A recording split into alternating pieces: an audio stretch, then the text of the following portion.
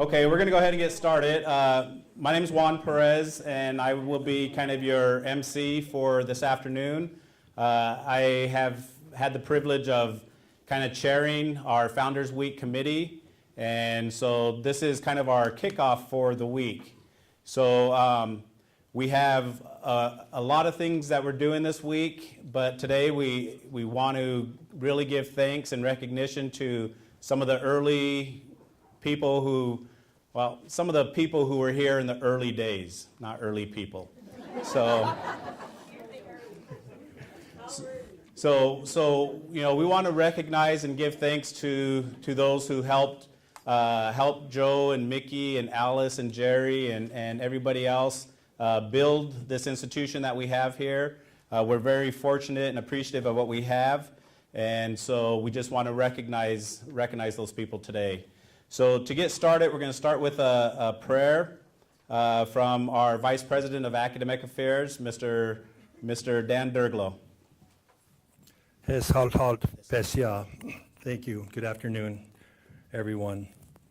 I am honored, we are honored that you are here today to join us in this special occasion to celebrate and honor our honorees today. So we're going to start this afternoon in a good way, as we do in tradition.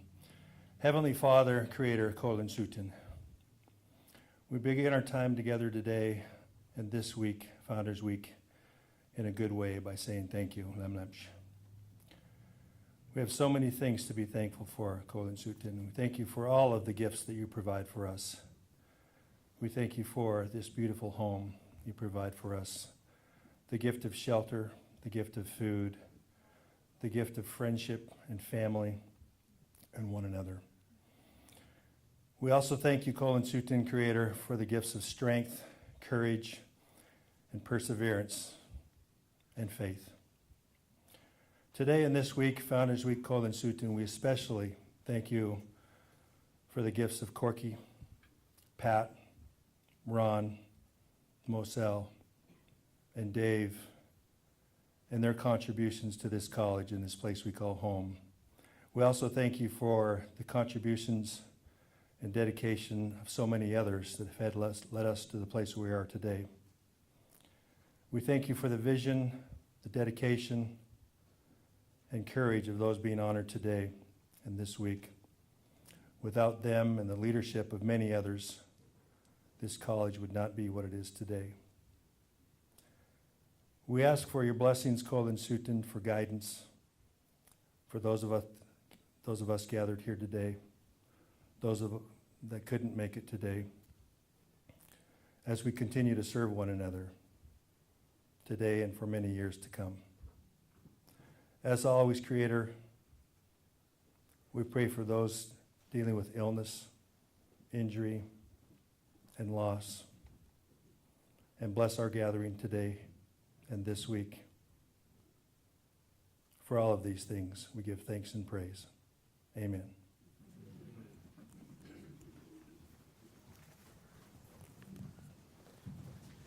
Thank you, Dan. Now we've asked the Buckshot Singers to give us a flag song. So if you could please stay standing. Old guys have to stand up too? No. Hey!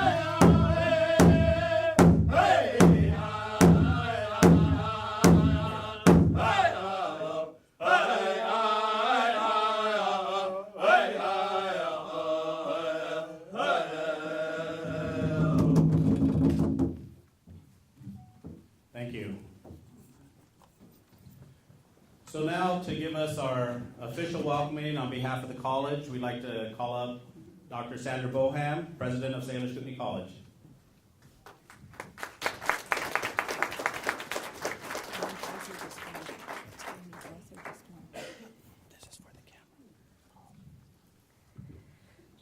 Welcome, and thank you all for coming to share in this very important occasion.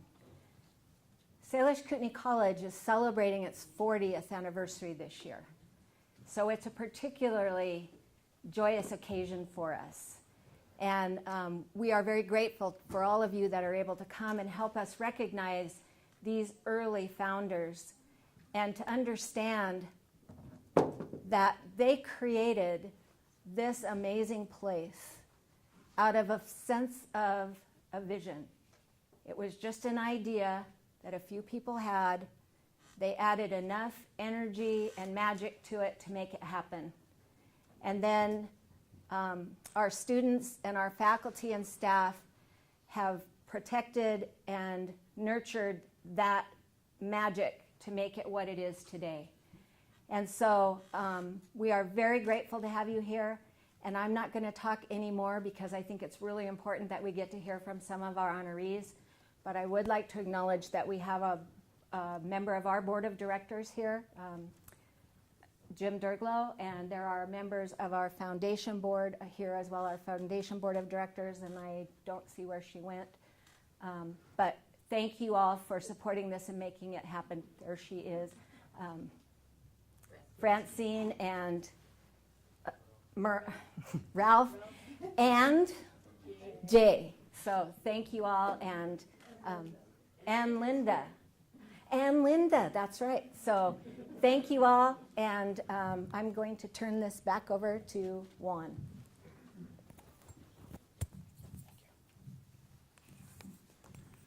Okay, so we have a little agenda here. We're going to have Dr. Joe McDonald come up, talk a little bit about the history of the college, some of the early days, things, just general knowledge that some of us are always fortunate to listen to. We'll have then our executive director from the foundation, Curtis Cox, come up and talk about our Founders Wall. We have a new section that's being unveiled today, and then we have some honorees that we'll go into, and we have people who are going to get up and talk about the honorees that will be up on our Founders Wall from this day forward. So with that, I'd like to call up Dr. Joe McDonald, President Emeritus for Salish Kootenai College.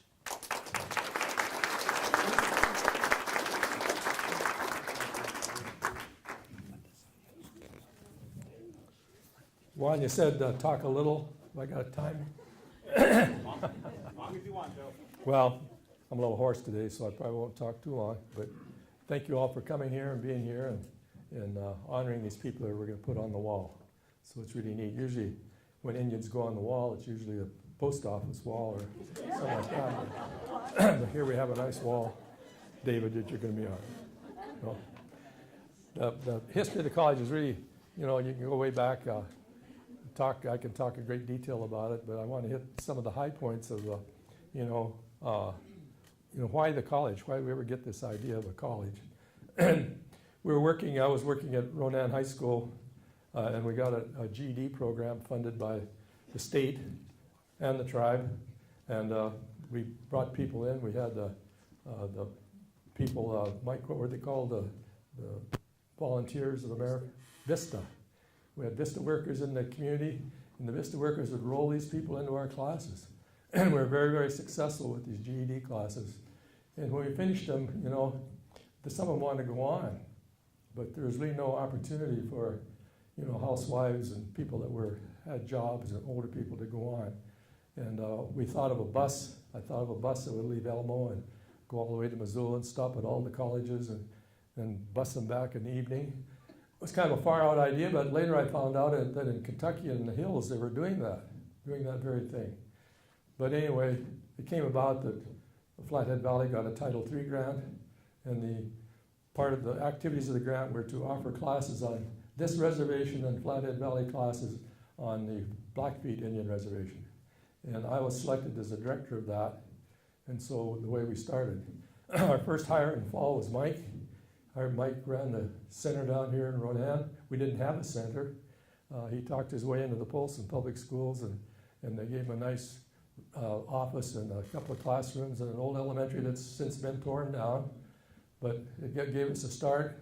From there, we moved to we thought if we got on Main Street, we'd do better. So we rented a facility from Frank Madrivi's old dental office on Main Street, right across from the Peschel's Bar.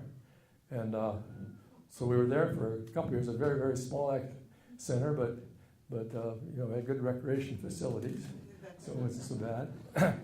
We had a big sign up there, Salish Kootenai College, something of Flathead Valley Community College, we put their name on the sign too. And so we were there for a while, and then the tribe built a new office complex next door, and they had a portion of it that's now the law and order portion where the lawyers are, that wasn't being used.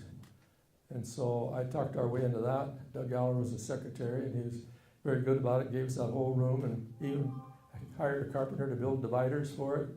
So I had a little cubicle, and Jerry Slater had a little cubicle, and Mike, Penny Matt, when she's here, she was out front.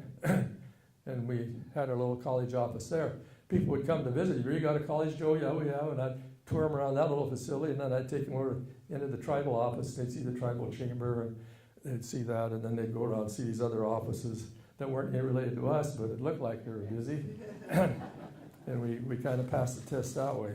So Flathead Valley was very good during all this time. I really owe a lot to Flathead Valley, to Dick Matson was the president, and or later became the president, but they're very, very supportive of our effort. We didn't have any facilities. Mike got hired instructors and talked his way into schools around the reservation where we could use their classrooms. We used the tribal offices, the tribal conference rooms. We'd have our classes where we could give them, wherever we could have them. Mike thought if he had a copy machine, it would be really great. He came down and talked the tribal council out of a $5,000 copy machine. He said it'll pay a lot in dividends. Well, it sure did. Copy machine, you know, resulted in thousands of dollars. My vision was quite limited at first. I thought maybe we'd have a big Hutterite type building, a big room like this with, you know, with maybe an L shape, and we'd have it over on the tribal office side where we could use their parking lot, and we'd, you know, just and have classrooms in there and maybe a kitchen and a library, little library corner or something. But I left, and I was going to finish my doctorate degree, and in the process, Jerry was my replacement, and he got a site over here on this side of the road. And so that's where our first building was built. It was all trees, and the highway had just gone through, and it was all trees, and we got a road built in there and a kind of a muddy old parking lot, but that was our first really college building. There was a carpentry shop that we were working with people on. CETA was owned by the tribe, but the people came through to see how CETA was doing, and they saw these classes that we were holding in this carpentry shop where there was paint and, you know, and turpentine and all that kind of stuff. And they wrote up a big report on it, and so we got money to build a carpentry shop. And so that really was our first building, and we really owned that, and we were able to lay claim to it. Frank Webster was working for the tribe, and he kept reminding the people of the tribe that that's a college carpentry shop, And so that's how we got that carpentry shop. And then the building that, the first building we built, the Charlotte building, and it was built with grant money too. So we were, while all this was going on, we talked our way into the Ronan Elementary School. They had built a new elementary school, and the old school was a 2-story brick building, and the top floor, the Ronan School gave us the top floor, and it was excellent. I think on the right side there was 3 classrooms, and on the other side there was 2 classrooms, and on the end was a huge open space area about like this area here, and then there was 2 little offices up the stairs, the top of each stairway. I took one office, and I don't know if Jerry took the other one or not, but it gave us really a good space, and so that was the first time then that Moselle didn't have to move around all around the res. She had her own little classroom there that she could use, and Alice had an office so she could do student services, and she shared it with Bob Biggert, and I don't know if Bob's here or not, but he was a librarian and book collector, and she has quite a story to tell about how Bob would steal space from her at night. He'd move his shelves a little bit over and crowd into her space. So, but when we moved to the tribal office, it was really good because we were in the side where the jail was, and the jail had meals for the prisoners, so we had a cafeteria. You go in there, we'd have lunch, for about $1 or $1.50 or something, and so that was really neat. We also had their conference room, and one of my favorite stories is nobody knew how to build dance outfits, war bonnets and the other headdresses and the bustles. But there was a fellow in jail doing a year for DUI or something, and he was the guy that could do that. And so we hired him to be our instructor, and Octave Finley carried the boxes of the stuff over there, and we'd all be in the jail conference room, and out he'd come, and he'd teach his class, and then we'd have to go back, and then we'd all scatter. But he really got it started. You see a lot of these beautiful bustles now, and the roaches and the eagle feather bonnets we can really owe to that fellow that's since passed away. The old elementary school, we really indebted to Polson for that because they didn't charge us anything, and they heated it, and they paid for the lights, and they just let us do it. We did a lot of remodeling. We carpeted it, we painted it, we fixed it up so nice that they took it back after a while because there's new elementary got overcrowded and they had to move back. So, but anyway, they did that for a while until they built the present middle school that they have now. So that was really good. So the programs, grew from that. That was our beginning, and we built then the Matthias building. We borrowed money from the tribe, and Job Corps did the basic construction. Our carpentry students did some of the construction, but we got the building built. And then I had the carpentry shop build a garage, a 6-car garage. And they did it so well. I said, could you build a classroom? Oh yeah, they could build a classroom. So I go back over to the tribal council and borrow $240,000. And the way they went ahead and built that first classroom building. Serving on the tribal council, groups would come in, they need money for help. They want to borrow money, we pay it, we never ever hear from them again. So when we borrowed that first $125,000, when we got it paid off, I got a big stainless steel bowl. I put the agreement in that bowl, and I went over there with the check to pay him, and we burned the mortgage right there in the conference room, chambers. Did the same thing with the next one. So our credit was always good. And they loaned us again money for the library building. I think it was like $400,000. Each one was always paid back.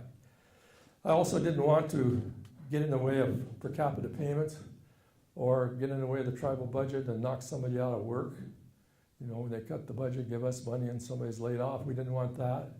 We didn't want to be blamed for per capita payments, so we tried to make it on our own, and if we did borrow money, we tried to pay it back.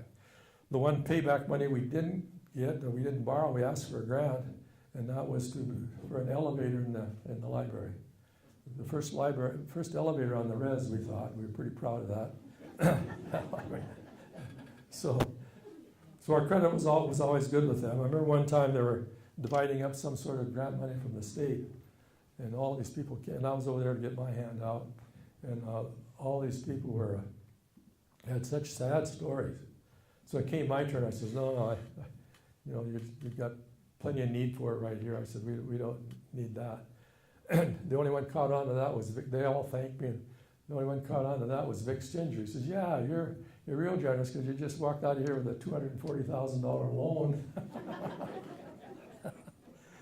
So where do we get the money for the programs? We started with Title III of the Higher Education Act.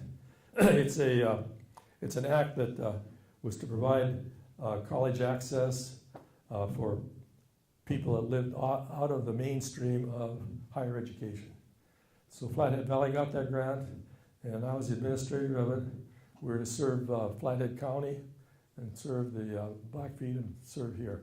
So we got started with Mike here and Carol Juneau over at Browning, and it wasn't long, a couple of months, and they chartered a college at Browning because they wanted a college. And so then the next month we chartered our college here. And so it didn't take us very long to charter the college and get going that way. Mike was our first president. He'd represent us. He represented us well in Washington, D.C. and social services in Washington, D.C. that he has a nice story about. We didn't, our second grant was a VOED grant, and I provided money for secretarial training where Moselle came, and I think Alice was hired into that program. We had carpentry, and we got Bob Lehman was hired, forest technology, Don Dale, human services technology. We had that going, Joanne Dixon, natural resources, David here, and so had child development going. Those are all the programs that we started at first. I think one of the things that we made that was good for us is we started charging tuition and fees right away. And we started charging a building fee. And like for a credit, it was like $3 or something like that. And the building fee really added up through the years and was able to provide construction dollars for a lot of these buildings that we had, because the building fee got greater and greater. It was $50 and then $75, and now it's kind of merged in with all the other fees, and it's hard to figure out exactly what it is. But we had that fee, and collection of the tuition really helped us because that went into our general fund. And we were able to use that general fund money and for a lot of different things, because you get grant money, you have to stay with it really close. You have to spend the money exactly the way it says in the grant, and you can't use it for a president's salary, or you can't use it for a librarian. So with the VOED grant, you're going to help me, are you, Alice? Help you, Joe. So with the VOED grant, I was the director of the VOED grant, but I realized I was the president. And I don't know what Mike's position was in the VOED grant. I don't remember. You want the cap? Oh, no, I don't need the cap. Thank you all. Well, Mike's copy machine really began to pay off because we began to get some grants and contracts, and we were able to continue to expand the program. And while this was going on, we were working with Congress. The tribal colleges formed an organization called the American Indian Higher Education Consortium. It's really a mouthful, and the acronym is AHEC. And sometimes we say AHEC, but it's AHEC. But where all the tribes work together and work with Congress, and really work with Congress hard. We didn't lobby, we just provided information.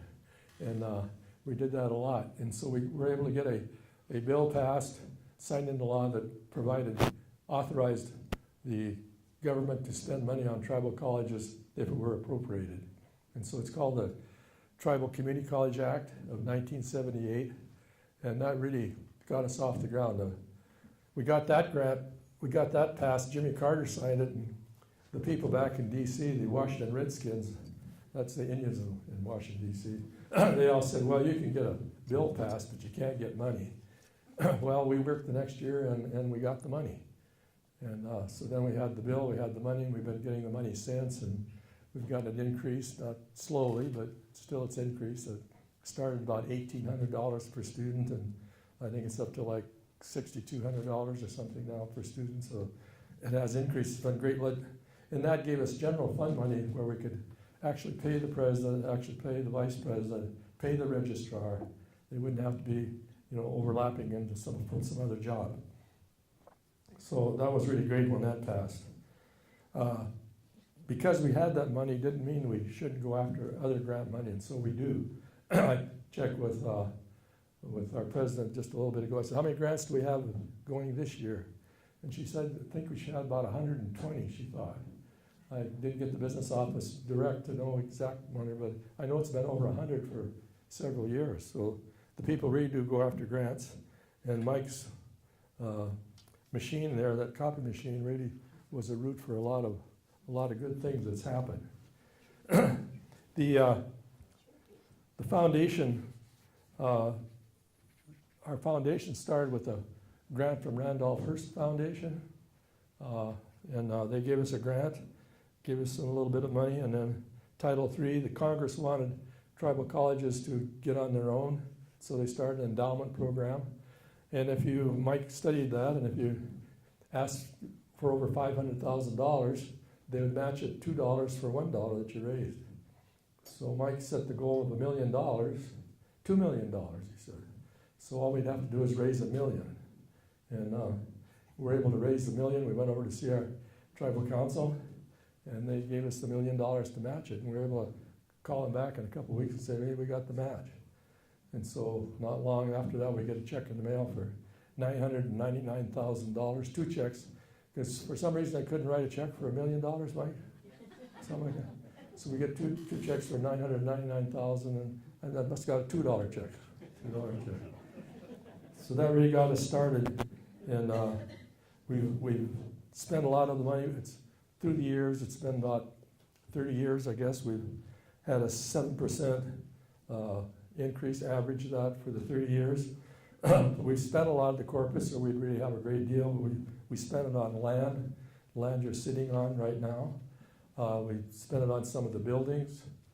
Sometimes we gave money to the general fund, give money to scholarships. But still, the corpus is around $12 million now. And we have a foundation board, and the purpose of the foundation board is to kind of protect the corpus, to make sure, that we're doing it right and we're not just spending it, because sometimes as a president you get hard up for money and you just dig in and take that. And it's not that way. The money is utilized for specific purposes, and the foundation board acts on it. And so if any of you generous people want to give to that foundation, it's greatly appreciated. Money will be well spent. The other sources of help is the American Indian Higher Education Consortium. That's our AHEC office. We have an office in Alexandria, Virginia. We had a foundation give us money to buy an office, and I have been in a position to help the director select the office. We looked at properties around the hill. To get close to the hill, it's very, very expensive, and those buildings are really old. And they're 100 years old, very expensive. So we thought if we got on a subway line and got someplace where the building would appreciate. In Alexandria, Old Town of Alexandria has building codes and zoning, so the buildings can only be like 2 stories, and they have to follow a certain architecture. And so that's where our office building is. A very, very nice office building, right next to the river.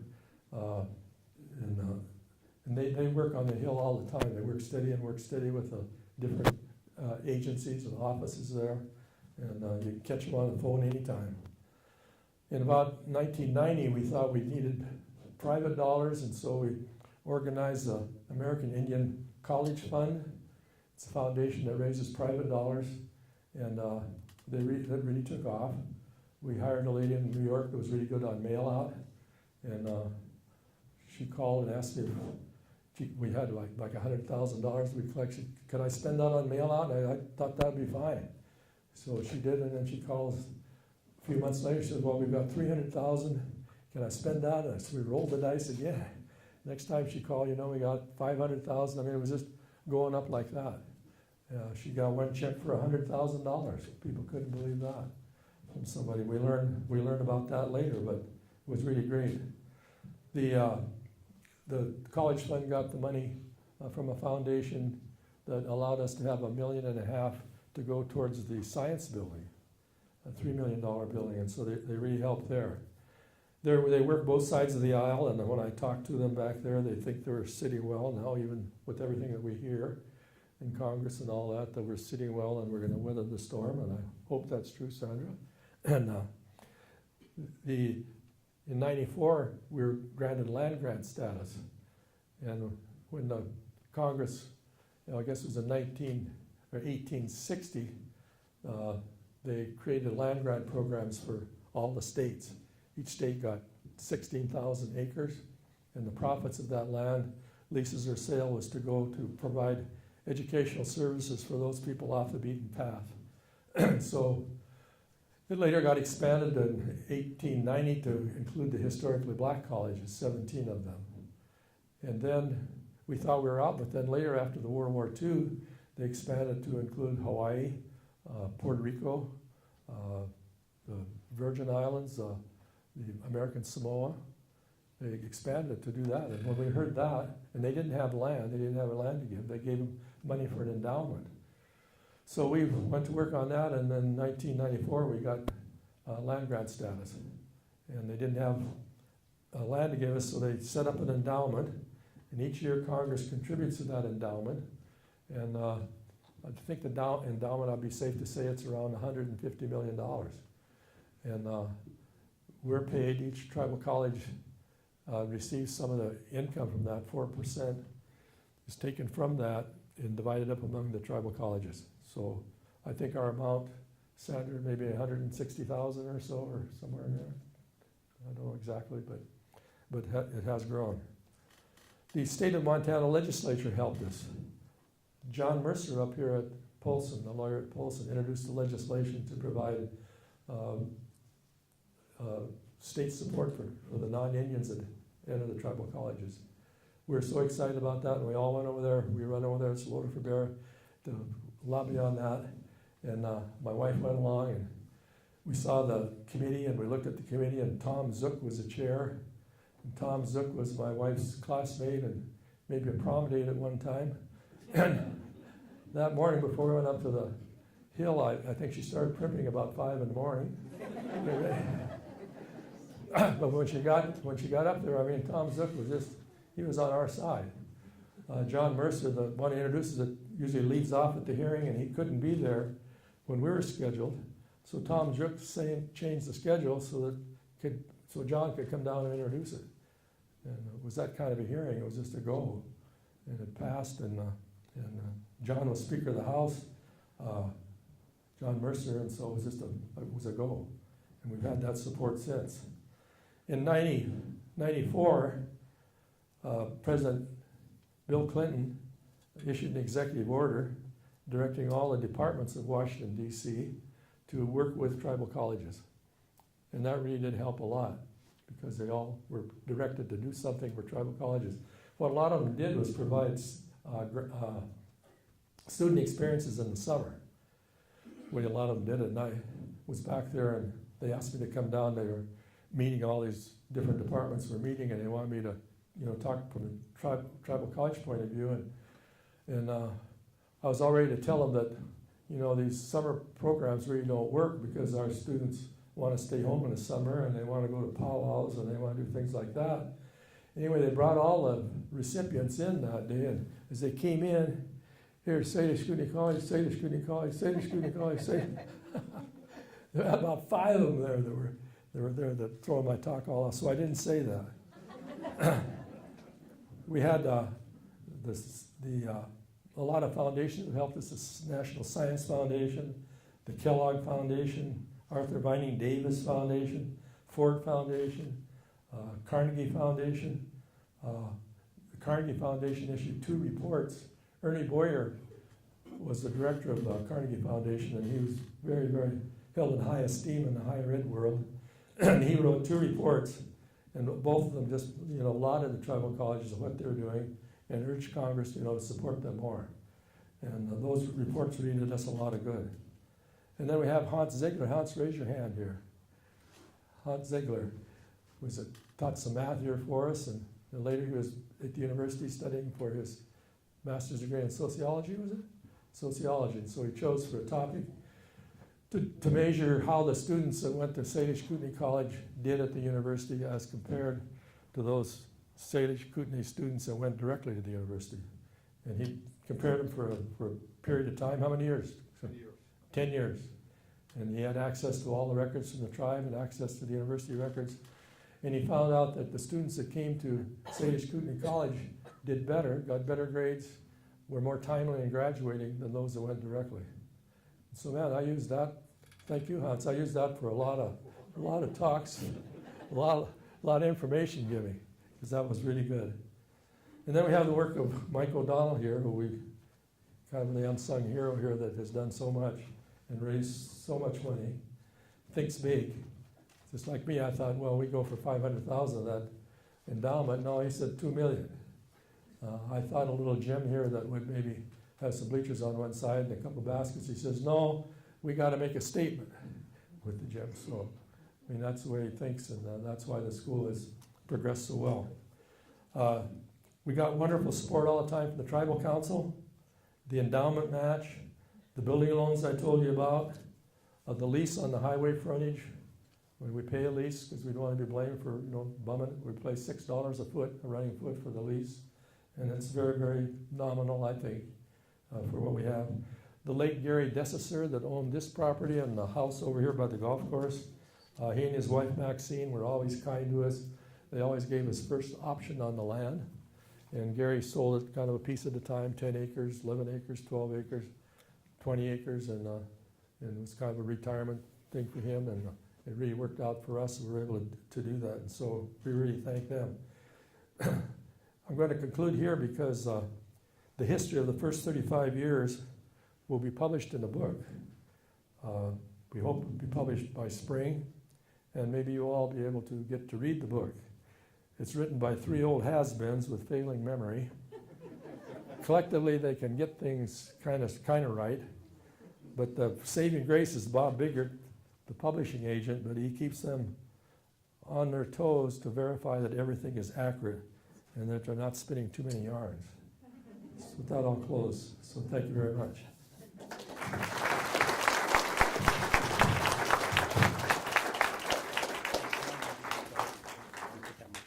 Oh.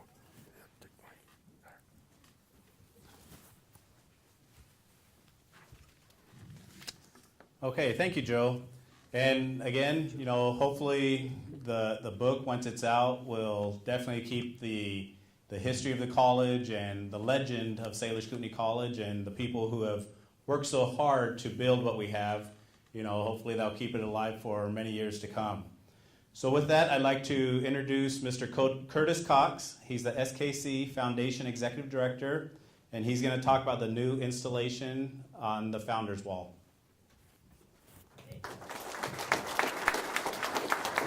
Thanks, Juan. Joe, you're a tough act to follow, but I got a couple of DC stories from my days working at the Salvation Army. I know exactly where that AHEC building is in Alexandria because when I was in DC, I used to walk by it 2 or 3 days a week. And, it's kind of strange. 20 years later, here I am at a tribal college, and it's pretty exciting stuff. Joe, when you were in DC, did you ever use the slug line? Do you remember that? Slug line? Yeah, the slug line. What's that? Okay.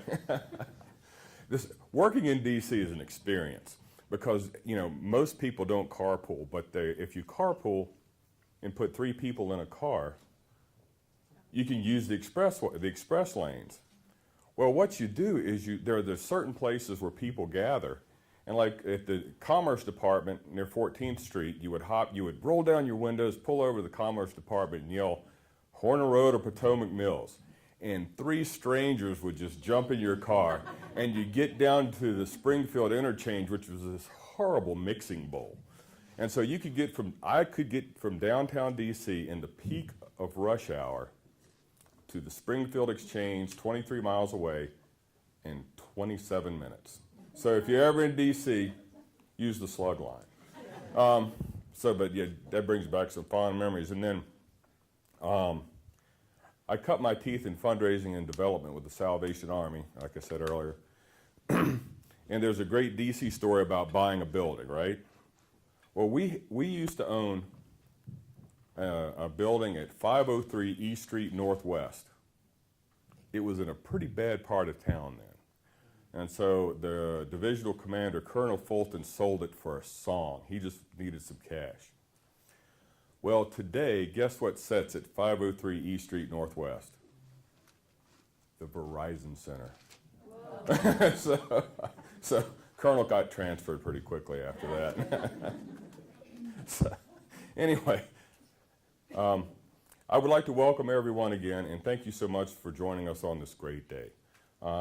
Today is a day where we honor so many people for doing so much for Salish Kootenai College and making us what we are today.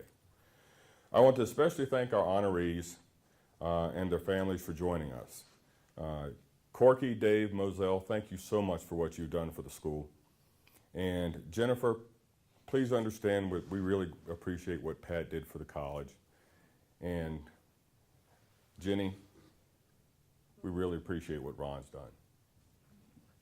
This is my first Founders Day, or Founders Week here, so you'll have to excuse me, I'm learning.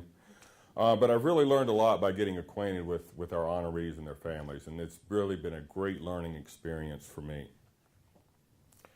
I'd like to recognize several donors who helped us out this year and to help us expand the Founders Wall and our monitor.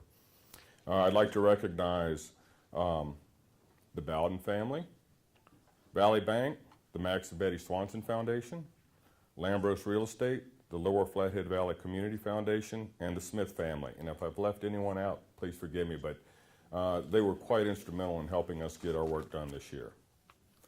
Over the last 3 to 4 years, $25,000 has been raised for the Founders Wall, and most of that has been done through the work of Karen Delaney. So Karen, thank you. Hey, she got everything in this year. She worked really hard. And so as I said earlier, I'm kind of learning the ropes on Founders Wall, so I've been chastised a few times. And so she scares me more than my mother did.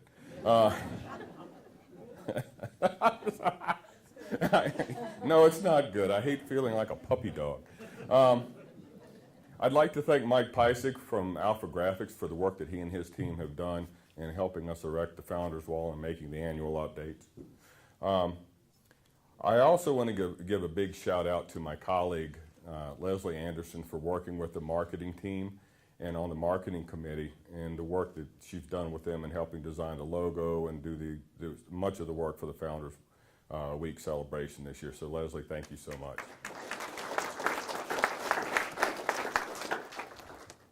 Okay, in addition to unveiling the wall this year, we're also going to unveil an interactive monitor. And what that will do is that will allow us to continually tell the story of Salish Kootenai College and be able to refresh the content. So there's so much history out there that we can be updating that on a regular basis. We also need to point out that we've had a lot of help with that. Mike Lozar, thank you for your work, buddy. I mean, we couldn't do this without you. It means a lot to us. And on a final note, we will always have the Founders Wall, and Founders Week is one of our priorities for support at the college.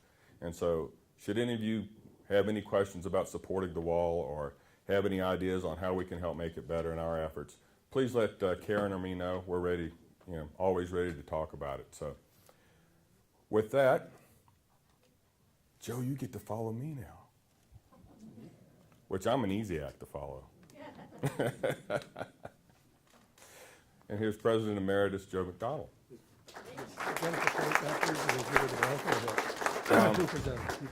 No, you.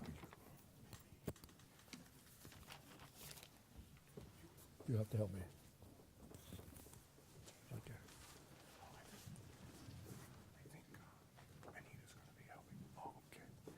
We're getting this all straight, Jennifer. Whether I give you the blanket or somebody else does. Danny. Danny's going to do it. Okay, Danny. It's really a pleasure to talk about Pat Hurley and the contributions that she's made to our college. She was one of the very, very first people we hired.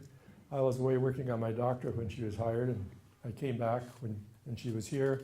She was hired to design curriculum, in science curriculum, but soon became a science teacher, and truly a great science teacher. She was a teacher who just loved the environment and just really did love it. She was fondly known as Auntie Pat. She's born in Carrizozo, New Mexico, and raised in El Paso, Texas. She got both her bachelor's and master's degree from University of Texas, El Paso. And she came up here with her daughter Jennifer, and they came up here, and Jennifer was just a little girl then, and have lived here ever since the rest of her life. She loved teaching Biology 101, and she loved geology. And she continued to teach Biology 101 for her entire tenure here at Salish Kootenai College. She really liked to do new classes, in particular areas that she didn't know very well, because she would spend the summer studying the subject and then continue learning with her students. And it's really wonderful when you can learn with the students and learn more. She was such a unique teacher. I remember when I first came back, one day she came to school and she had a charcoal cooker. And I could see her right outside my window and she had this charcoal cooker. And then a little later they were barbecuing these fish. And so what she done is they were cutting the fish up and identifying parts. She stopped at the fish hatchery and got some nice fish. And they identified the parts with them, and then they barbecued them and ate them. I thought, I wish I had a teacher like that when I was in school. But that's the way she was. She felt her greatest achievement was creating the 4-year accredited programs in environmental sciences and forestry. She worked tirelessly with the students and respected them greatly. We had a group that protect the environment here on the res. It was called Flathead Resource Organization. She was a charter member of it, and she worked really hard to make that a success. And a lot of the work that Fro did was to, things would come up and we thought was harmful to the environment, and we'd try to, rally up support to, not have it go some other direction. And so we were successful in keeping these high rise metal power lines coming from coal strip that they're going to shut down now. They were going to come right across the reservation. There was a group called Northern Tier Pipeline. They were going to put a big, huge pipeline like the Alaskan pipeline across the reservation. They were going to build a 4-lane highway right straight up through the valley without any stops, with just like a bobsled chute. I think you get from Kalispell to Missoula without having to look either way. We were able to, work hard on all of those and get a much better highway eventually, and one that way people will stop and view the valley and understand it and appreciate it. She led that group. She was an avid fly tyer and fly fisherman. Her partner was Richard Eggert, and she'd be sitting in the shade tying flies, and Richard would be out there casting into the water. Uh-oh. Enough, Joe. She led a Friday hiking group. See, Mickey's here, and she went on the Friday hiking. A lot of people here from the Friday hiking group. They went different places around the reservation and hiked different places and talked about, the environment, about plants and animals and so forth that are there. And so it's really a pleasure, Jennifer, to recognize your mom, and we want to take this time to recognize you. So thank you so much.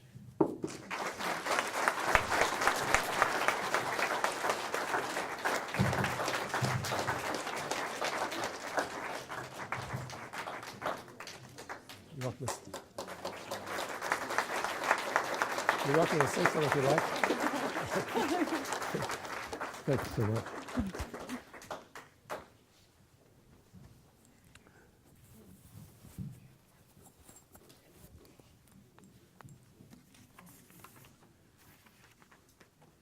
Okay, our next presenter is Alice. I have 3 names here, so I don't know which one I'm calling up. Okay, Alice gets to lead it off. We got 2 different mics, one for Roy and one for you. Okay. Do you remember when you used to think somebody who could say 40 years ago? You thought, God, they're old. 40 years ago, we were kids, Joe. I get the pleasure of introducing Dave Marshall. Come on up here, Dave. Is that okay, or I'll come there? I hope this goes well. I hope so, too.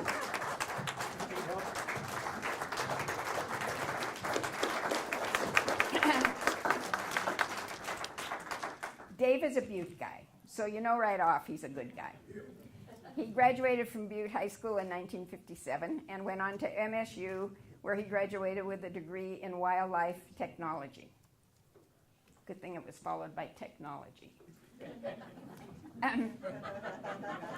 Dave was, and still is, a very unique individual. He was one of the first environmentalists, and that wasn't so common back when he was an environmentalist. He was called a hippie.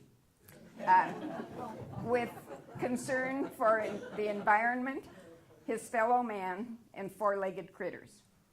He has always been concerned about waste and into recycling, upcycling, saving the treasures. That's been Dave all along.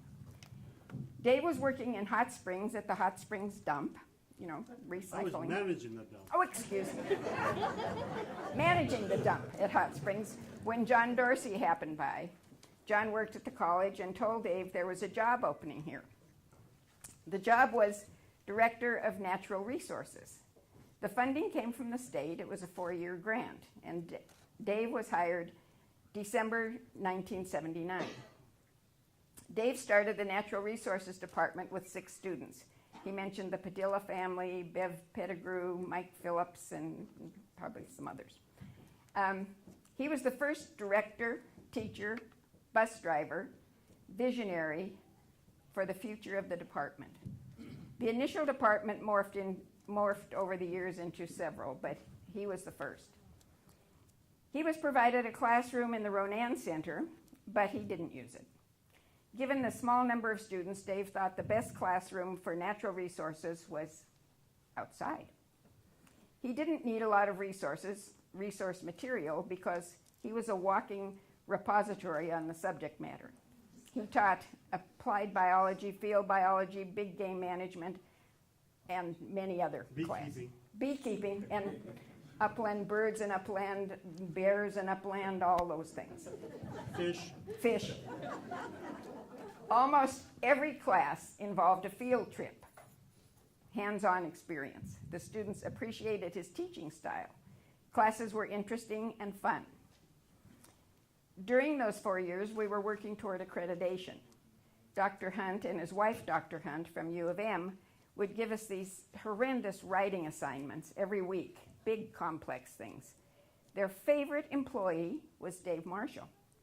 His assignments were beautifully written and handed in on time, as opposed to the rest of us. His wife did it? Thank you, Susie.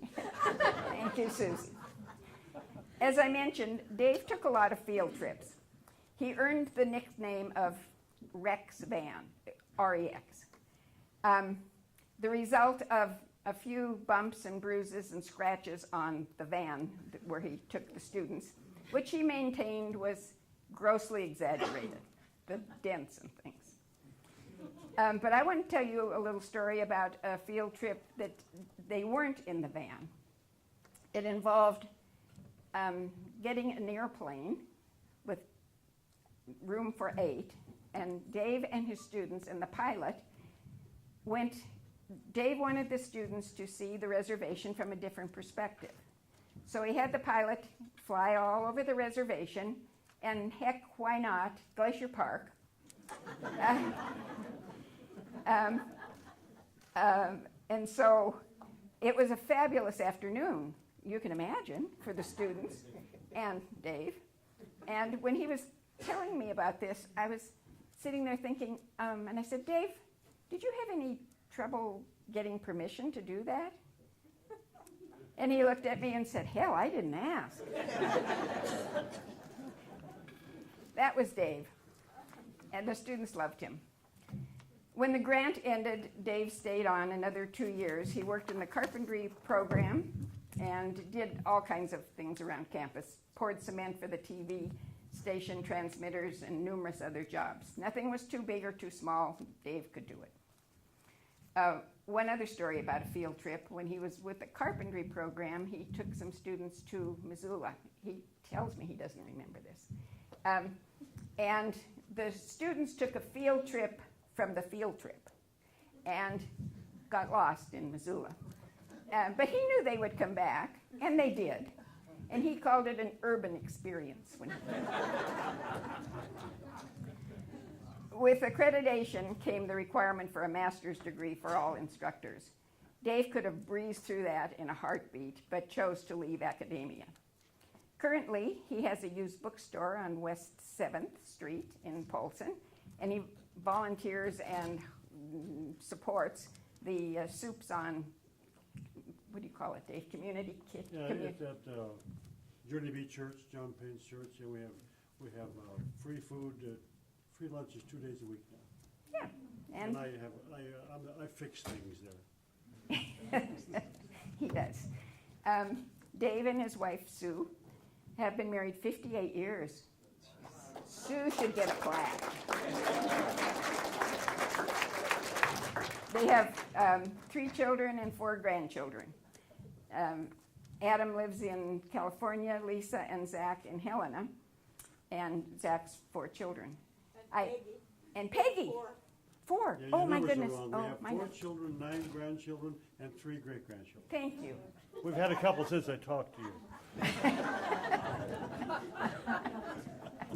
Oh heavens. Okay, Peggy. Yes, I knew Peggy. I really only knew Zach, who was a little kid, and he used to follow Dave around.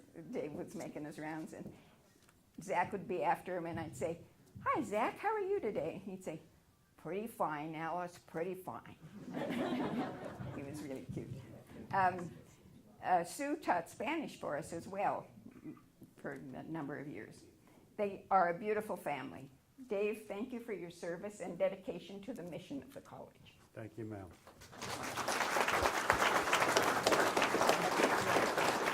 Do you want to defend yourself? You want to say something? Yeah, you can if you want. Well, in a way, working at this college was an interruption of my general career. I was managing the dump in Hot Springs at the time. It was going pretty well, and then this attractive job came along, probably more interesting than the dump, although the dump is better than you think it is. And anyway, I came over here to work, and if I had any ambition, I probably would have got a master's degree, but I don't have that much energy to do everything at once, so but anyway, it ruined my career as a solid waste manager. Dave, thank you.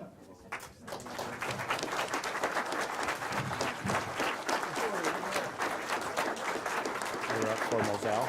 Oh, okay. Just a sec. I have to. Do you want to grab mine? Yes.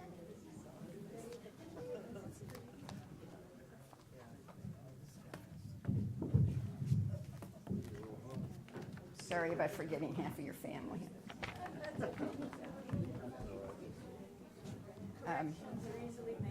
That's true.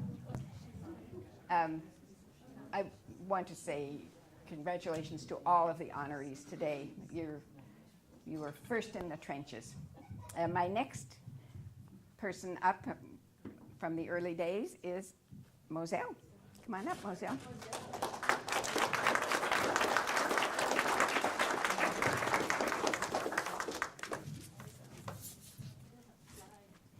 It's a tough task to ask to honor your best friends because, I mean, I could just go on and on and on, and I'll try to be disciplined here. Moselle was born and raised in Chinook, Montana. Her family on both sides were pioneers in the area, so she's a true Montana girl. She graduated from Chinook High School in '62. I always found this interesting. Chinook High School is known as the Sugar Beaters. Isn't that interesting? Sugar beaters. I mean, we're bison, sugar beaters. It's okay. So she was a sugar beater cheerleader and carnival queen. She attended MSU and graduated from Eastern Montana College with a degree in business education. She taught high school in Billings before moving to Polson area with her family. Moselle has 2 beautiful daughters, Chris Nordberg and her husband there, Jack. And their daughter, Ansley. They're all here to help Moselle celebrate.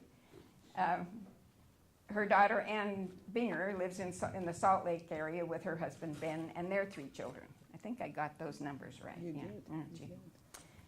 Sam and Holden, Sam, and Maisie. Her family has always been her first priority. She's very proud of them, rightfully so. Anyway, while settling up on the East Shore, she saw an ad in the newspaper for a business teacher at SKCC. We were Salish Kootenai Community College for a little while, and then Mike, wherever he went, changed it to Salish Kootenai College. She began teaching without a classroom and a handful of students. Kicking Horse Job Corps was very generous in offering a classroom and the equipment. The classes were held at night.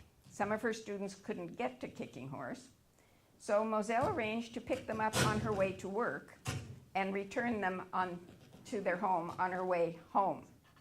She went the extra mile, literally and figuratively, to get the secretarial science program off to a good start. She was thrilled when we moved to the old elementary school in Ronan with a large classroom filled to capacity. The best equipment was provided by the VOED grant. However, the electrical situation in that old building was a bit of a challenge. The floor in her classroom looked like an octopus breeding ground with many extensions and outlets, but it didn't bother Moselle. When we moved to, I hope I'm not doing that, am I? Thank you, Juan. It isn't. Not the bad. Still doing it. I don't even need it, really. Where was I? The octopus. The octopus nest, yes. When we moved to Pablo, Jerry Slater asked Moselle to help design the space for the secretarial program. He was very enthusiastic about it because she had the most enrollment in that program in this college at the time. Moselle had a reputation for high standards and employment-ready students. She continued to go the extra mile for her students and, to their benefit, would only accept their best effort. Students called her at work and at home if they needed help. She was there for them. She was a superb role model in demeanor, dress, attitude, and skills, never abandoning high standards, but applied with concern and understanding. Fred Houle was tribal secretary at the time, and he called it Moselle's Charm School,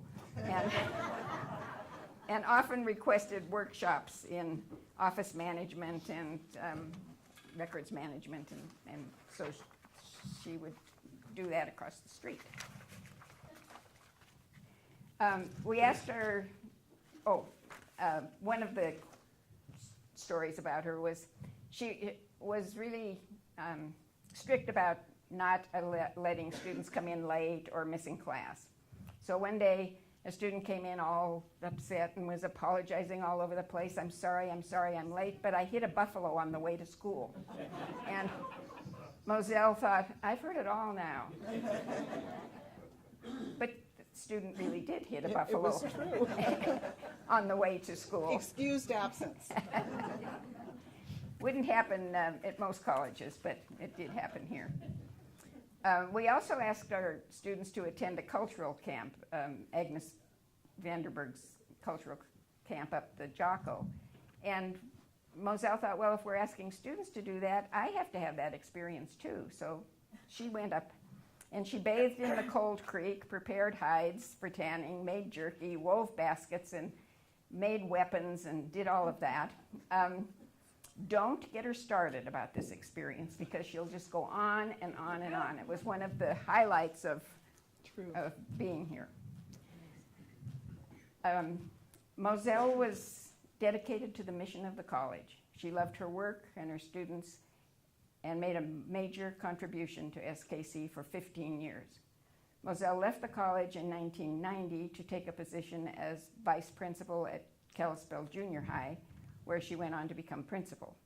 She retired as principal of Peterson School in 2000, five. Like the rest of us, the program in office occupations has changed over the years, but the foundation provided a solid base for growth and change. Thank you, Moselle. Thank you.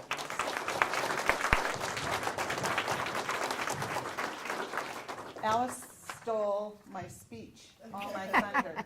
I do want to add one thing. Mike O'Donnell put an ad in the paper seeking a business education teacher in 1977, late in the fall. My sister, Anita, who is here, happened to see it and encouraged me to apply for it. I said, I don't think I could teach in a college, no. And she said, apply. Well, I did. And it was like 6 weeks before I heard from Mike O'Donnell. And I thought, no way, they've tossed my application in the trash. Then I get the call to come in for an interview. And here is Mike and Joe and Karen Fenton and Jerry Slater. They were my interviewees and hired me, and I loved teaching at SKC. I love my students. I love my material. My administrators were fabulous. Alice and Joe and Jerry provided me with everything I needed to be the very best teacher I could be for my students. And that was everything. I never got a no, not one no from any of them. And it's wonderful to see former students who work for the college. I'm looking at Anita, and I could see Anita's hands all over putting together today. I think she had something to do with the poster and the treats and the setting up and the microphones. I also want to thank the drummers.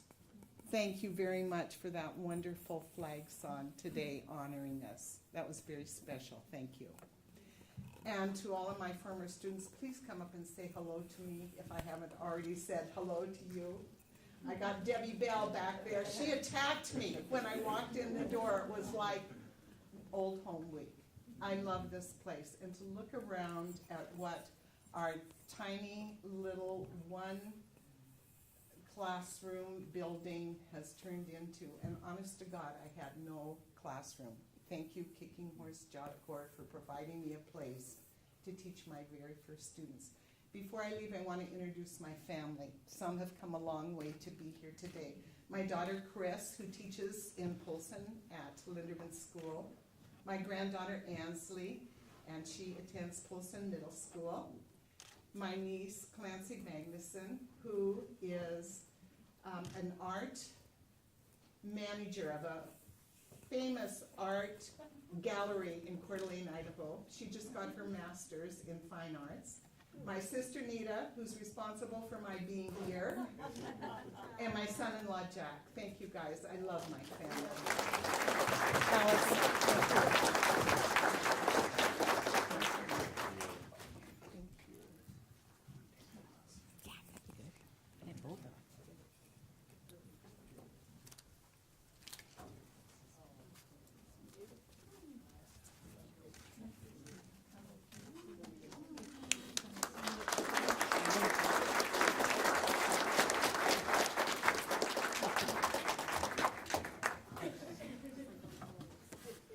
Okay, our next presenter needs no introduction, but we'll introduce him anyway. Michael Donald, and he will be introducing or talking about Mr. Ron Therriault.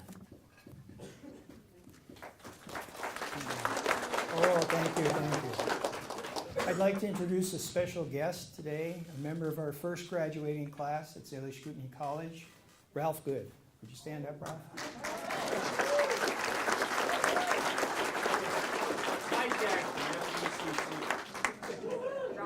It was hard to get Ralph through, but we persevered. Ginny, would you come up, please?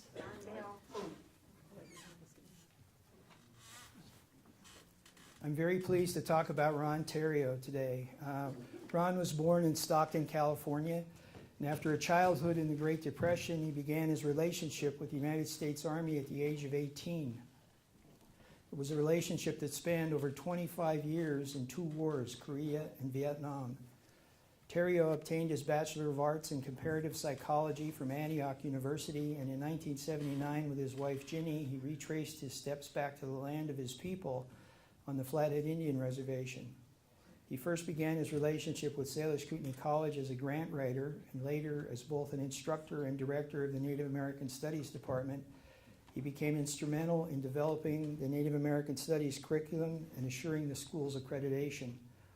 Along with education in the classroom, he coordinated instructors for cultural encampments to encourage the learning of traditional skills of the Salish and Kootenai tribes. His wife Ginny also taught language classes for the college. Throughout his life, Therriault moved between 2 worlds and many subcultures. He devoted his life to learning and educating. Being a part of SKC allowed Therriault to return to the reservation and be part of the tribal community. He became an avid powwow dancer and even won a dance contest in Canada, although Bearhead would never believe him. He truly loved getting to know his students. He was a master storyteller of both his own life and the stories of the Salish and Kootenai people.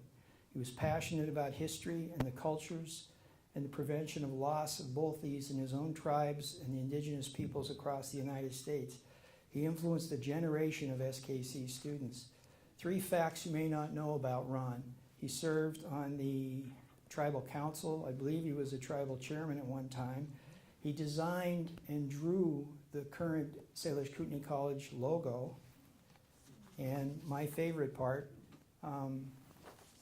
he designed and hand drew the famous SKC deerhide diplomas. Only 22 of those were ever issued, and I'll tell you the story about that. Joe McDonald thought that if European universities could offer sheepskin diplomas to their graduates, a tribal college could offer deerskin diplomas. It was a really good idea for the class of 1980 because we had 7 graduates, a great idea for the class of 1981 where we had 5 graduates, and a good idea for the class of 1982 when we had 10 graduates. Then we had 32 graduates in the class of 1983. At 4 diplomas per deerhide, suddenly in 1983 we needed 8 deer, and it was kind of a rush job at the end. And I remember the day of graduation, Ron, ink-stained and sweating, was hand inking all those diplomas. I mean, we just got the last deer in and got it tanned, and he was rushing to get it done. And I swear some of those diplomas were wet when we handed them out at the time. But Ron was very adaptable and courageous and a wonderful person that served SKC for many, many years. Ginny? Thank you very much. Thank you for inviting us to come up here. And I am representing both my son and daughter. My son works in law enforcement in Richmond, California, which is a very dangerous area. And my daughter works at the Good Food Store in Missoula. And we are very, very proud to have this honor. And I know all of the other people who are being honored, and we did a lot of fun things in the early days. And I guess Moselle reminded me that I helped her make a basket, but I remember that. So thank you all, and Alice and Joe and everyone who's here, and Mike. I just have to say one thing about that grant writing. He came up here with 6 months guaranteed employment. And I got here in December and decided I would give up my tenured position at a community college in California. People said, don't burn your bridges behind you. I decided, no, I'm going to go with my husband. And except for 9 years when we made another decision to go back to California for me to be able to teach more, we have been here ever since. So thank you so much for all. And my son is trying to watch this on live streaming. Thank you. Thank you.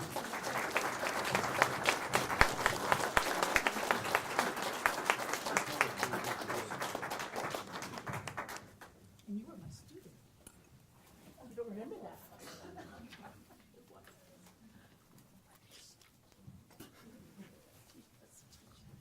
Okay, and now our last presenter and our last award recipient. I'd like to call up President Boham to speak about our last recipient.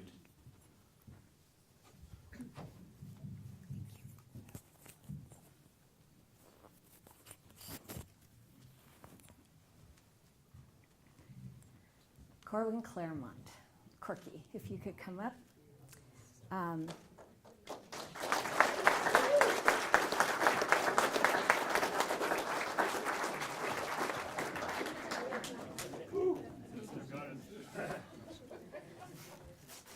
So I'm going to talk about this formally first. So Corky is an enrolled member of the Confederated Salish and Kootenai tribes, and he was born in St. Ignatius, Montana, and currently lives near Ronan, actually 2 miles right behind us, and I am his next door neighbor. And he has been living with my remodeling work for the past, I don't know how many months. He got a bachelor's degree from California State University, Los Angeles in 1971. He was in Los Angeles and graduated from CSULA, pursuing contemporary exhibiting artist career, and he began a 9-year teaching a 9-year teaching position as head of a printmaking department at Otis Parsons Art Institute in Los Angeles. He returned to Montana in 1984, and he began working here at Salish Kootenai College, first as our inter-campus coordinator, because in the way that Flathead Valley had helped Salish Kootenai College become a fully accredited college, Salish Kootenai College was helping Fort Belknap, Ani Nakota, and Stonechild College as they were seeking accredited status themselves. Corky was our liaison, and that's where I first got to work with Corky. So we had times when we went to those schools and met with people who are many still there today. He also worked with the Welpinit branch campus. He started a huge program that we had going for many years at Kicking Horse Job Corps Center. And he was the director of the American Indian Math and Science Camp, which you've heard about here earlier today, which really created that spark for young people, particularly in the middle school years in the areas of math and science.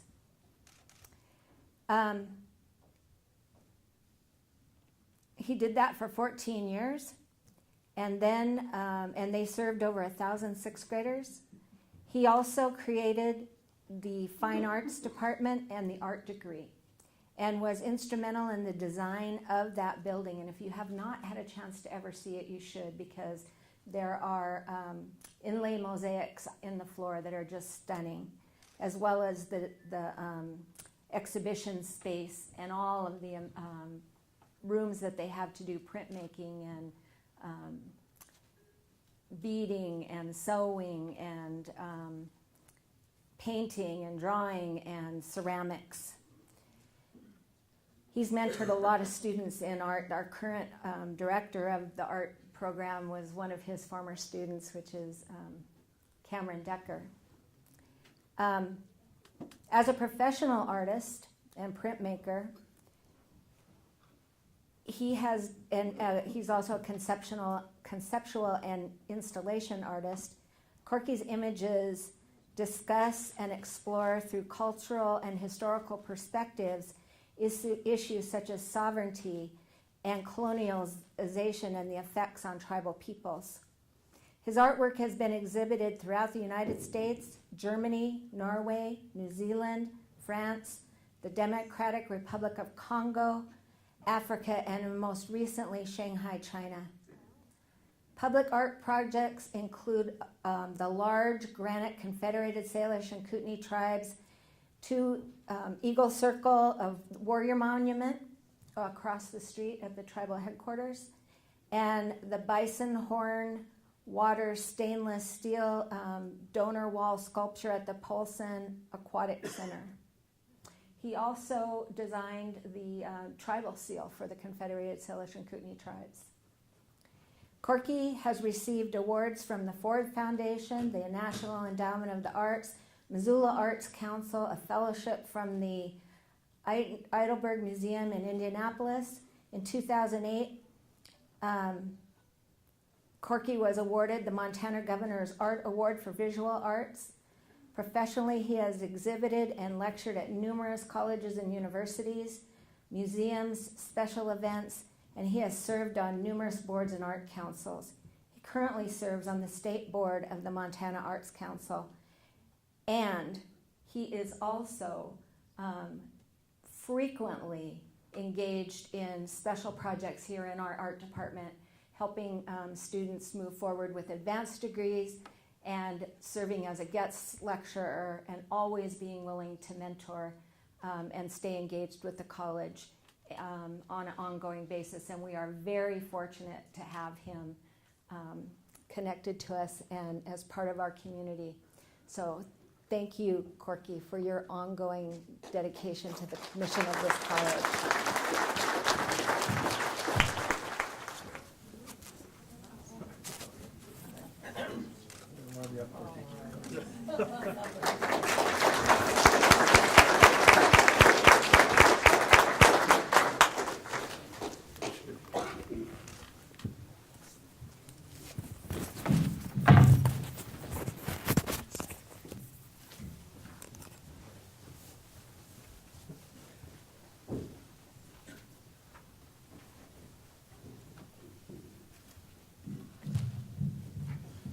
Is this on?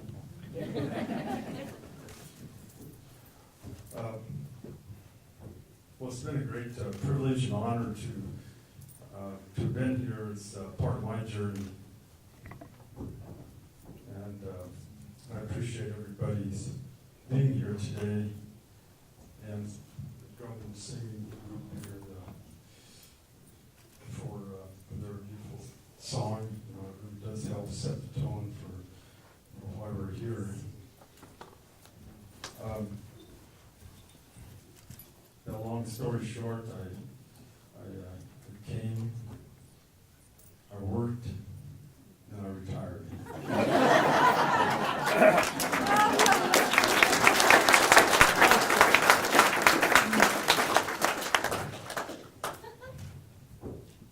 But the experience here, you just can't put it in words that would really tell it all. It isn't impossible to do that because it was a beautiful story, and the story continues, and that's why this donor wall is out here, to continue that story. And it was pretty interesting when I first started here in '84. We did just receive the accreditation at that time, and I wasn't sure what the job entailed, and I kept asking Jerry Slater, and others, what am I supposed to do? And by the way, where is Fort Bell now? That's where I was supposed to be going to. Well, you got a map, and one's right over here, and it wants you to go. I should not. And we want you to meet with the college coordinator or director over there, and the tribal council over there, and tomorrow. So, okay. so that's how my journey here began, and it's so exciting. I mean, you can imagine all of us that worked at the college. I mean, everybody, the janitors, or custodial people, and everybody that had a job here would get together once every other week or once a month in a place called the Pit. And that was in the Charlotte building. And at that time, there's a fireplace there, and there actually was kind of a pit. We'd step down, and we'd all gather around, and the best part of it was we had donuts. Somebody always would bring donuts, and we had donuts and coffee, and mine for Joe, or Jerry would update us on different things, and that was a lot of fun at that time, and it was the most exciting time, for the development of the school, because nobody knew what they were doing. No, just kidding. They really did have some ideas going, and we all chipped in and helped out. And Mike, he had coined a great something like coyote management, was it that kind of shit? But it was very fun and very enriching, and it was fun to be a part of the ground.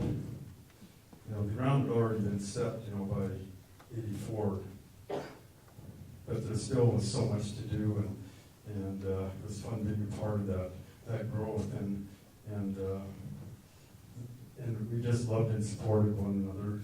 and especially the students. You can see them come in and grow and develop and have some part in that development. And for me, traveling across the state of Montana to the other beginning colleges was just a great thing for me to do. As I mentioned earlier, I came up from Los Angeles after living there for 14 years. And I just loved to come up to stop at Highway 93, and if there was a car a quarter of a mile away, I would sit there and wait for that car to go by, because I could. But it also was important for me, like was mentioned earlier with Ron, coming back home, and getting back involved in the community, and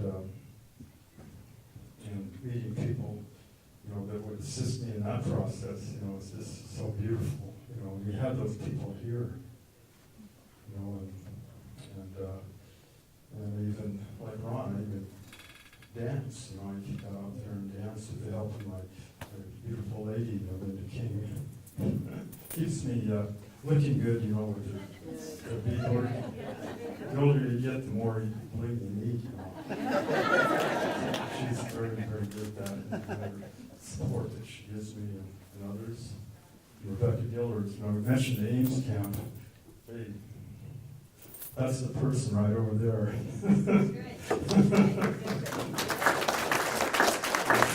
She did so much, in assisting and coordinating, and we graphed everything out, so we knew from year to year just how to go about things. And when you have over 80 little sixth graders there and a staff of 20 or more people, and to coordinate the experience for a week, which is a camp, we're all camped out.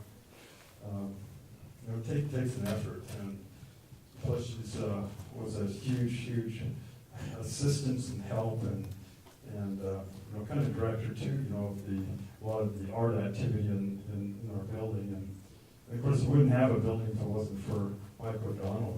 He's the one that got the impetus for that. So pat this guy on the back line.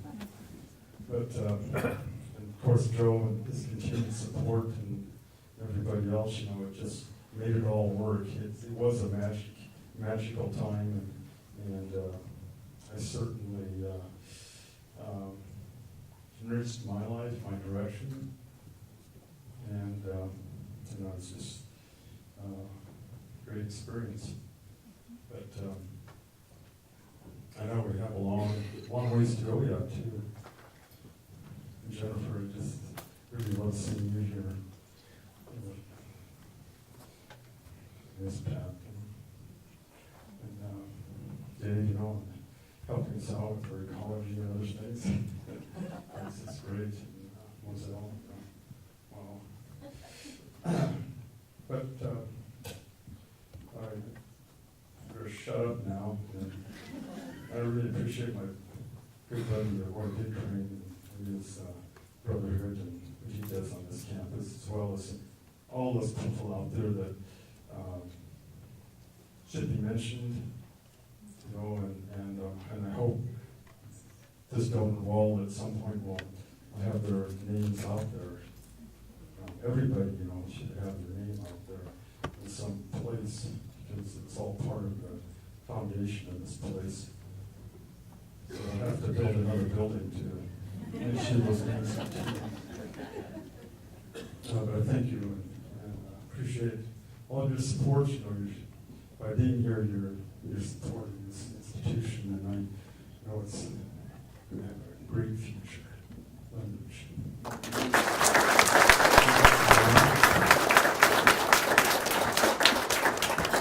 I didn't want to be some gym trunks. That was his attire. Sweatshirts. And look at him now. This is what this institution has done. Ruined him.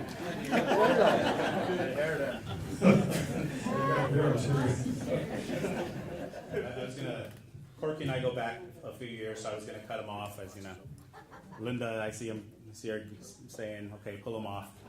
So just real quick, before we end here with an honor song and then the unveiling of the next portion of the wall, want to go over real quick. So this is our third year for Founders Week, our third or fourth year, fourth. I'm getting third on the wall, fourth on Founders Week. So Founders Week began as kind of a rally of support for Salish Kootenai College. We don't have a football team, and so back when President DePriest was here, he wanted to start something to kind of a Spirit Week type thing, homecoming, and so Founders Week began. And he wanted to always make sure we had games at the end of the week to kind of end the week of celebrating Salish Kootenai College. So today was our Dress for Success Day, so that's why the suit and tie. Usually I am in sweats and shorts and t-shirts. But other people, we have a lot of other people who dress today, and President DePriest always dressed in a suit and tie no matter what. And so we did that kind of to honor him. After this, we'll have the unveiling of the wall, and then we'll have some snacks in the student union, and we also have Igniting the Spark, which is kind of, again, the kickoff for the week, and our basketball teams will be coming over and visiting, being introduced. We have, this year, the teams have been playing NAIA Frontier varsity teams. So we started out just playing in tournaments a long time ago, playing in the AHEC tournament. We started playing community colleges, JV programs for Frontier schools. And last year we played a few of the varsity, and this year we're playing a lot more varsity teams.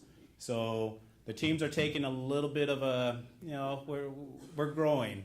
So we've taken a little bit of beatings here and there, but it's building character. And one of these days we're gonna fulfill Mike's dream of playing UCLA. What he told me one day, he had a dream that we were gonna play UCLA, and and beat them. So that's our goal. So you'll see there's some fires outside, and we'll have the teams out there. Tomorrow we have flashback to the 70s, 40th anniversary. College was born in the 70s, so we're gonna have our 70s. And then we have in the evening from 5 to 8, we have a traditional craft night, which will be in the Fine Arts Building. Wednesday is our Fashion Disaster Day.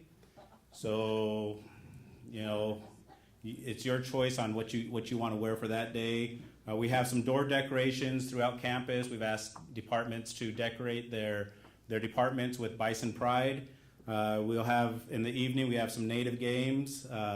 We'll have a hot dog roast and s'mores over at the Sherry McDonald Hospitality Room at the gym, and some art activities. Thursday will be our Native Bling Day. So, Corky, you're wearing your bling already, but Thursday is a great day to wear your native bling here and rock your mocks. In the evening at 6, we'll have a 3-man stick game tournament, and that will happen in here. So if you're a stick game player, or if you know some stick game players, grab them, and 3-man. It's a $300 winner-take-all for that. Fridays are Bison Gear Day because we are Salish Kootenai College Bison. And we will have some activities going on over at the gym and at the Sherry McDonald Hospitality Room. We have some things starting at 11, and then at noon we'll have our tailgate. Again, you go to the big football games, they have tailgates going on, and we won't have the alcohol. Like I was just down at the game Saturday, and there's alcohol everywhere, a lot of food. We'll have a lot of food. Our departments, they all set up tables and they cook, and you can go and sample the food. And then in that evening, we'll have, at 5:30, we'll have alumni basketball game. We have a bunch of former players coming back and playing our current teams, men and women. Saturday at 6. And our kazoo band. Last year, we broke out a kazoo band for Friday at Founders Week at the game, and they were a big hit, so they're back this year for an encore. Saturday at 6 and 8, the teams will play Walla Walla University. And on Sunday, at 1 and 3, they'll play Walla Walla one more time. So we hope you guys come out, join us, and celebrate with us, our Founders Week and give honor to those who came before us here. So with that, we're going to have an honor song. We'll then go out into the hallway. The foundation will unveil the next portion of the Founders Wall. There'll be hors d'oeuvres in the Student Union, and then igniting the spark out in the courtyard.